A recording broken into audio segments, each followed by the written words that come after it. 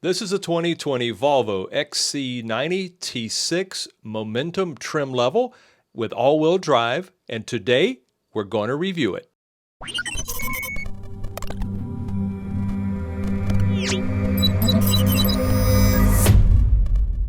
Today we're working with our friends at Sears Imported Autos, selling beautiful Mercedes-Benz cars, SUVs, and Sprinter vans. Hey folks, I'm Rob. And I'm Nathan. And we are Two Guys and a Ride. And say, Nate, what are we taking a look at today? Rob, today we're taking a look at the 2020 Volvo XC90 T6 Momentum all-wheel drive. That's right, but before we do, if you want to keep up to date with all the new cars, trucks, and SUVs, and you want to know how to use all of the technology that's built inside of them, plus you like cool collector car stories, take a moment to hit that subscribe button down below and ring that bell notification up above so you never miss a video. That's right, so there's nothing else to do but maybe, I don't know, what do you say, Nate?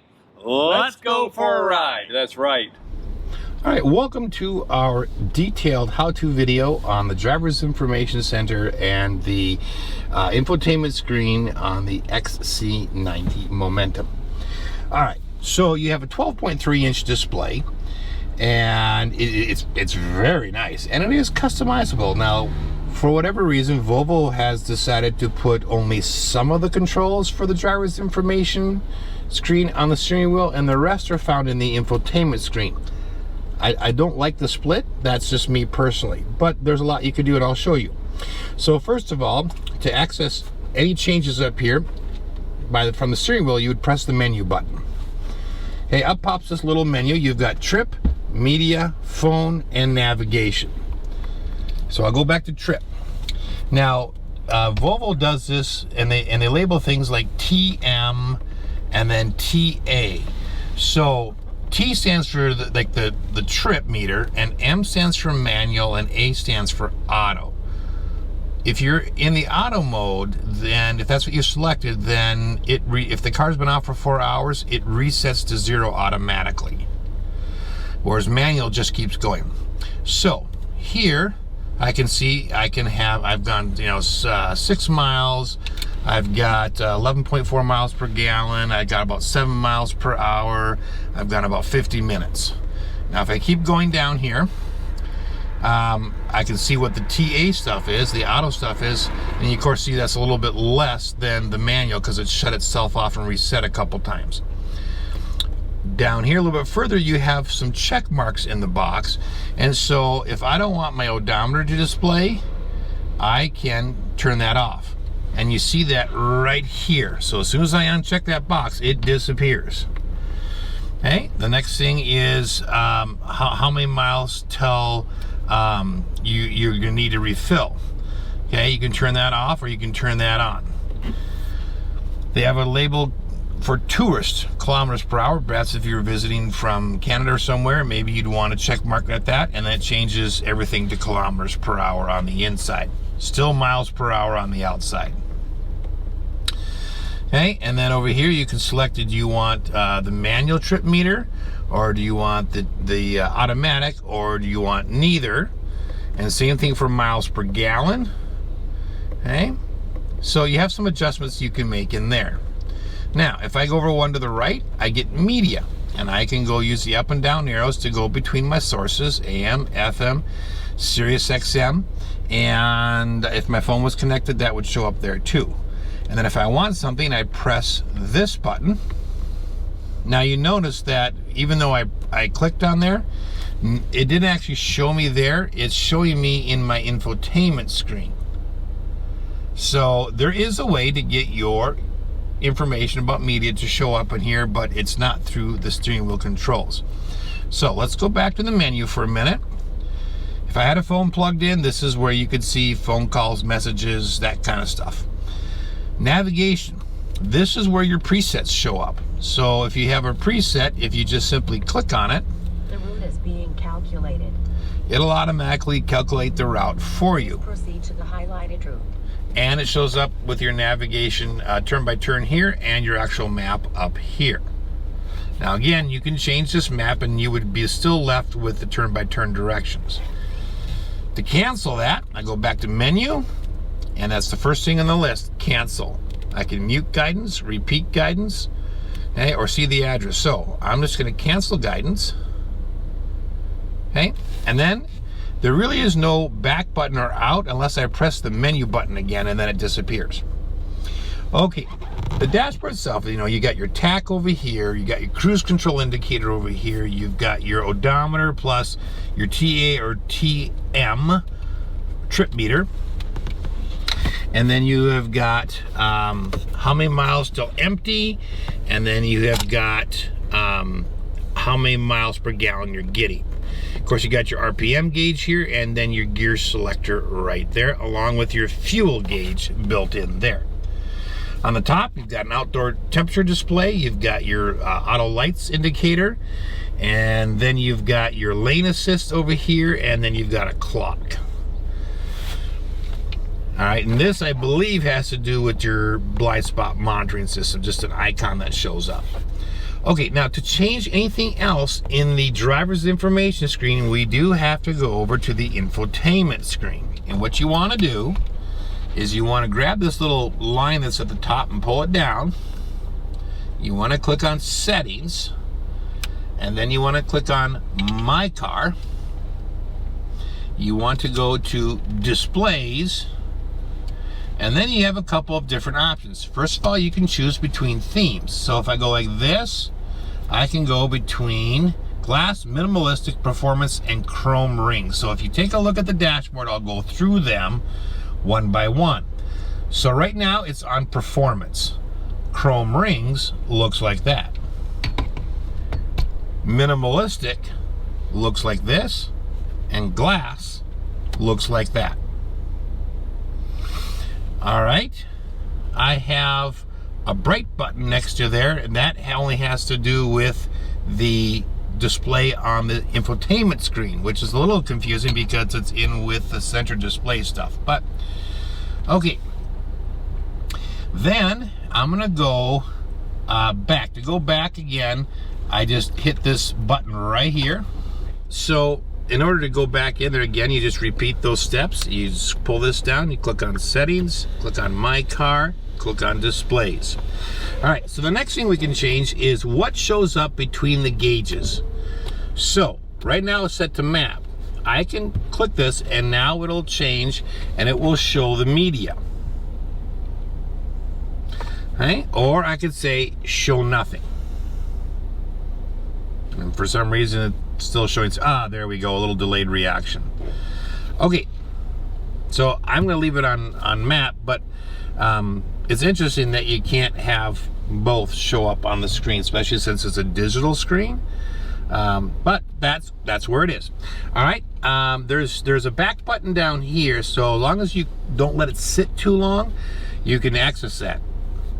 All right, you also have heads-up display options. So, okay, these are the things that are showing up in your heads-up display, and if you don't want them, click on them and they disappear. Now navigation won't show up in your heads-up display.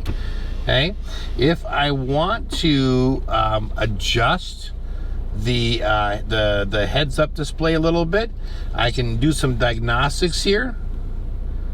So I can click on that, and then I can use my right and left buttons to adjust the tilt of the image. Okay, and you get it to where you want it, then you can just hit the center circle button here, and it goes back to your normal heads-up display. I'm gonna hit back right here. Hit back one more time. All right, so I know it's weird that we're in the driver's or on the infotainment screen, but that's how you adjust some of the settings on the driver's information screen. Okay, that is it as far as the driver's information screen. So those are the adjustments that you can make. It's very nice. I like it. I just wish that they would allow you to control all those features, you know, from the steering wheel, or separate heads-up display buttons on the dashboard or something. But anyways, all right, the infotainment screen. The way Volvo has set this up is it's kind of always sits on this screen. That's the default. Okay, and what it does is it kind of gives you 4 basic things. These are the 2 latest things, or these 3 are the latest things that I've worked on, and so they're showing up. If I use something else, it'll show up down here. It's kind of like, what's your most commonly used thing? Okay, this of course is navigation or your current position. There are 3 dots above the screen. So if I swipe to my right, you get all your safety systems. So you have your ESC for sport mode, you get your lane keeping aid on or off, your park assist on or off, cross traffic alert, distance alert. I do like the distance alert, and Rob kind of got a glimpse of that when he was driving. You know, it tells you how far you are behind a car, and it alerts you if you're too close. What you don't have control over is what that distance is. Okay, you have your auto start stop turn on or off right here, but you also have an auto start stop defeat button on the center dashboard, center console. You got your camera button here, you got your automatic headrest fold right there. You heard those go. And then if you go here, this is another heads-up display adjustments, and I don't know why they don't put them all in the same spot. But if I click up here, now on my heads-up display, if I use the left right arrows on the right side of the steering wheel, I can adjust the brightness. And then you can also use these buttons up here, the up and down arrows, to control how high or low the heads-up display is showing on your windshield.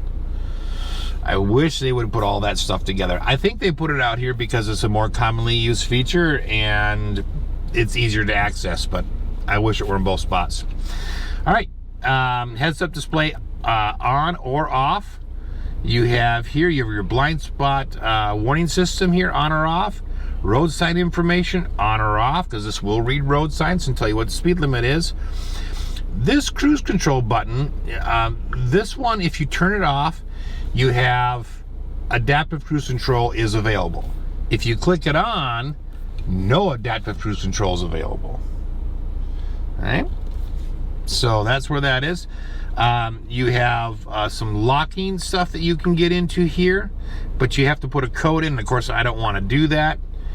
You have corner illumination, active bending lights. So as you turn the steering wheel, the lights will actually swivel.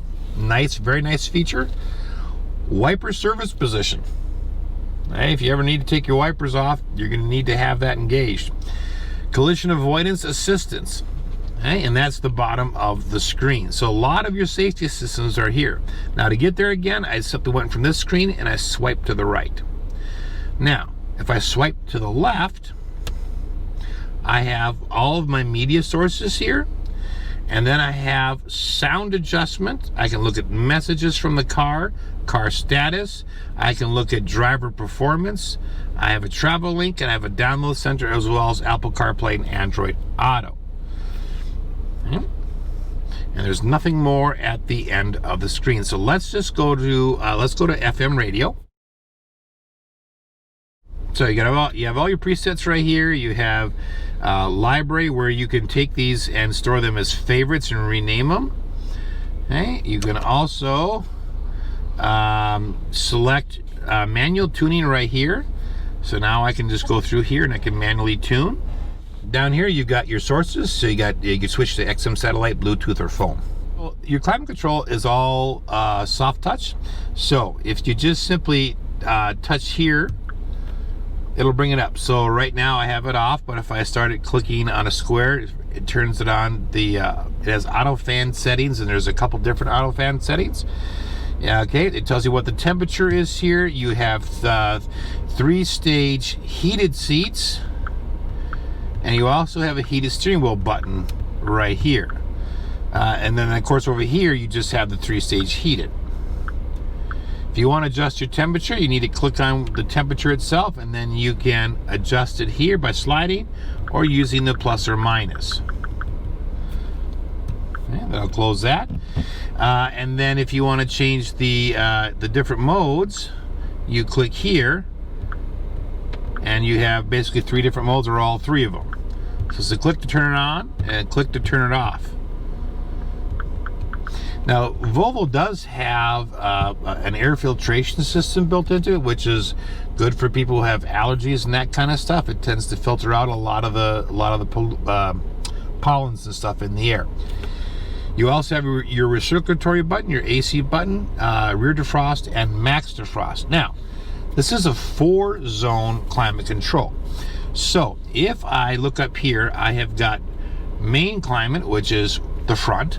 And if I tap on rear climate, I get 2nd row and 3rd row. So if they're gonna engage at the same time. For some reason, you can't get the rear on separately from the front or the 2nd row, but they still call it a 4-zone. So I can adjust all those settings from the driver's controls here from the front without having to do it from the rear. I think what this does, my best guess is this shuts off the vents in the 3rd row, so you're not having as much air piped around the car. And then it'll actually tell you that this is where the rear is. So obviously you can turn on your rear heated seats, which is cool. I've not seen that before. Okay, of course the rear does not have any heated seats, and then if I click them off, okay, and I'll go back to, that just shuts them off, go back to main climate, and now my controls down here are again for the front. You do have a parking climate, so you can do a preconditioning thing, and you can set a timer for a date and a time, and the car will automatically start up and cool for you. So just make sure it's outside of a garage. And then you also have, when you do that, you have a keep climate comfort, and that won't come on right now because we're not setting it up. All right, but those are the controls for your climate control. So moving down below the infotainment screen, again, you got your hazards, your front defrost, rear defrost, and of course backwards and forwards for tracker, radio selection, play, pause, volume, and then your glove compartment opener. The last thing I want to talk about is your drive modes. So you get to see those show up on your infotainment screen, and we talked about them a little bit, but basically all you do is click the drive mode button in the center console right here, just push it down, and that gives you your choices. So if you want eco drive, push it. What happens on the dashboard is that you get some eco indicators that show up to show you if you're charging, if you're driving economically or not, which is nice. If you switch down to comfort and you push it again, now your dashboard changes again. If you switch to dynamic or high performance, okay, it'll tell you down here what mode you're in. Dashboard really doesn't change, but if I go to off-road or rough road, my tack changes a little bit. Okay, and so that's how you go through those modes, and that's what is there. So it's kind of nice that they change things a little bit on the dashboard to let you know, and they tell you what mode you're in right here under your gear selector. Okay, so that's it for the infotainment screen. I hope this has been helpful. Thanks for watching.